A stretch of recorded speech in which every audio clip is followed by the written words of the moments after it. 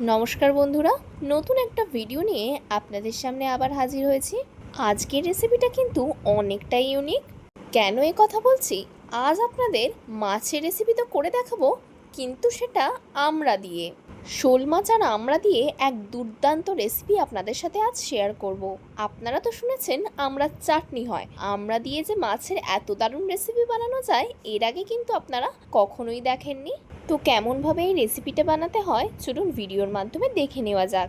আমি কিন্তু এই মাছটাকে এই ড্রামের মধ্যেই রেখে দিয়েছিলাম, যাতে মাছটা বেঁচে থাকে তাই জল দিয়ে ওই ড্রামের মধ্যে আমি রেখে দিয়েছিলাম। বন্ধুরা, এই শোল মাছ কিন্তু সহজে মরে না। এবার আমি মাছটার পাখনাটা কেটে আঁশটা ছাড়িয়ে নেব। শোল মাছের কিন্তু মুখের এই অংশটা একটু বাদ দিয়ে নিতে হয়। এবার আমি মাছটাকে পিস করে নেব। মাছের পিস করে নিয়েছি। ওই মাছ থেকে 5 পিস মাছ নিয়ে নিয়েছি। মাছে দিয়ে দেব পরিমাণ মতো লবণ, হলুদ গুঁড়ো। খুব ভালোভাবে মাছের সঙ্গে লবণ আর হলুদ মাখিয়ে নিতে হবে। এমনটা না বন্ধুরা, আমি শোল মাছ দিয়ে করছি বলে আপনাদের শোল মাছ দিয়ে করতে হবে। যে কোনো মাছ দিয়ে আমড়া দিয়ে করবেন, খুবই ভালো লাগে খেতে। ভালো করে লবণ আর হলুদ মাখানো হয়ে গেছে। এখানে আমি আমড়া নিয়ে নিয়েছি, আমি আমার পরিমাণ মতো, আপনারা আপনাদের পরিমাণ মতো নিয়ে নেবেন। এবার আমড়াগুলোকে কেটে নেব। প্রথমে এই দুই সাইড কেটে নেব।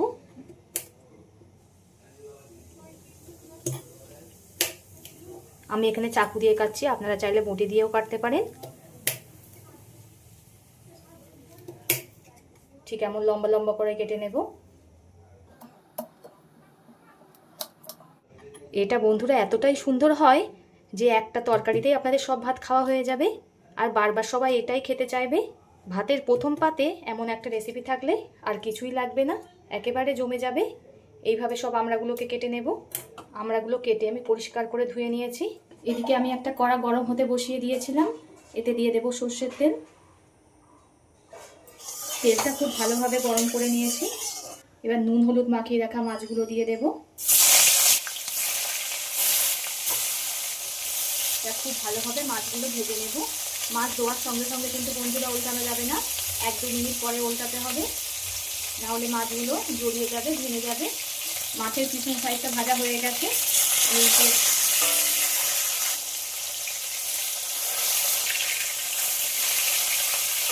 মাছগুলো সব উল্টিয়ে দিয়েছি। এই সাইডটাও খুব ভালোভাবে ভেজে নেব। এই সাইডটা আমার খুব ভালোভাবে ভাজা হয়ে গেছে, এবার তুলে নেব। ওই তেলের মধ্যে দিয়ে দেব একটা তেজপাতা, অল্প করে 5 ফোড়ন। ফোড়ন থেকে যখন একটা মিষ্টি গন্ধ বেরাবে তখন এর মধ্যে দিয়ে দেব 3টে মাঝারি সাইজের আলু, ঠিক এমন লম্বা লম্বা করে কেটে নিয়েছি। সেটাকে আলুটাকে ভেজে নেব। আলুটা খুব ভালোভাবে ভাজা হয়ে গেছে। এবার এতে কেটে রাখা আমড়াগুলো দিয়ে দেব। বন্ধুরা, আলু ভালোভাবে ভাজার পরে আমড়া দেবেন, যেহেতু আমড়াটা টক তাই আমড়া দিলে কিন্তু আলু গলবে না, তাই আলুটা খুব ভালোভাবে ভেজে নিতে হবে।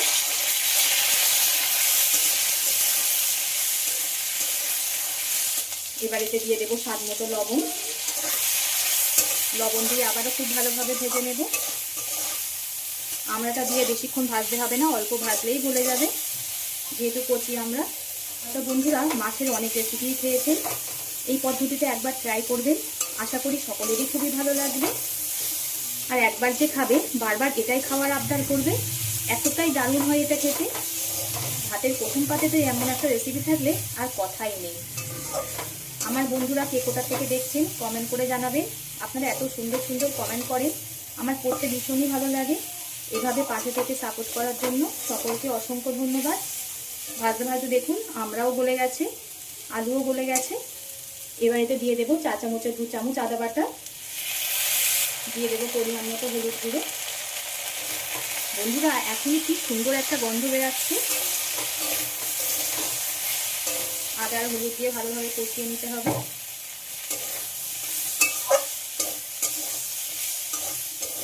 আর গরমের সময় পাতে যদি এমন একটা রেসিপি থাকলে একেবারে জমে যাবে। আমার কষানো হয়ে গেছে। এবার এতে দিয়ে দেবো 4 চামচ মতো সর্ষে বাটা। সর্ষে বাটা দিয়ে অল্প একটু কষিয়ে নেব, খুব একটা বেশি কষাবো না, বেশি কষালে সর্ষে একটা তিতো ভাব চলে আসে, অল্প কষিয়ে নেব। কষানো হয়ে গেছে। পরিমাণ মতো দিয়ে দেব জল। আমি এখানে অল্প করেই জল দিলাম, আপনারা আপনাদের পরিমাণ মতো দিয়ে দেবেন। এটা একটু কষা কষা হলেই খেতে বেশি ভালো লাগবে। এবার ঝোলটাকে ফুটতে দেব। ঝোলটা খুব ভালো রকমই ফুটে গেছে। ভেজে রাখা মাছগুলো দিয়ে দেব, আর দিয়ে দেব দুটো চিকিয়ে রাখা কাঁচা লঙ্কা। ঝালটা আপনারা স্বাদ মতো দিয়ে দেবেন, যে যেমন ঝাল খেতে পছন্দ করে। মাছের সঙ্গে ঝোলটাকে খুব ভালোভাবে ফুটিয়ে নেব। 10 মিনিট মতো খুব ভালোভাবে ফুটিয়ে নিয়েছি। এবার এতে দিয়ে দেব অল্প করে চিনি। মিষ্টিটা আপনারা আপনাদের স্বাদ মতো ব্যবহার করবেন। আমি এখানে অল্প করেই দিলাম, যেহেতু আমরা টক। আবারও খুব ভালোভাবে ফুটিয়ে নেব। টোটাল আমি 15 মিনিট মতো খুব ভালোভাবে ফুটিয়ে নিয়েছি। আশা করি এই সিম্পলভাবে তৈরি করা রেসিপিটা আপনাদের সকলেরই ভালো লেগেছে। কার কেমন লেগেছে কমেন্ট করে জানাবেন। আমার হয়ে গেছে, এবার গ্যাসটাকে অফ করে দেব। এতক্ষণ ধৈর্য ধরে ভিডিওটা দেখার জন্য সকলকে অসংখ্য ধন্যবাদ। সবাই সুস্থ থাকবেন, ভালো থাকবেন। পরবর্তী একটা নতুন রেসিপি নিয়ে আপনাদের সামনে আবার হাজির হচ্ছি।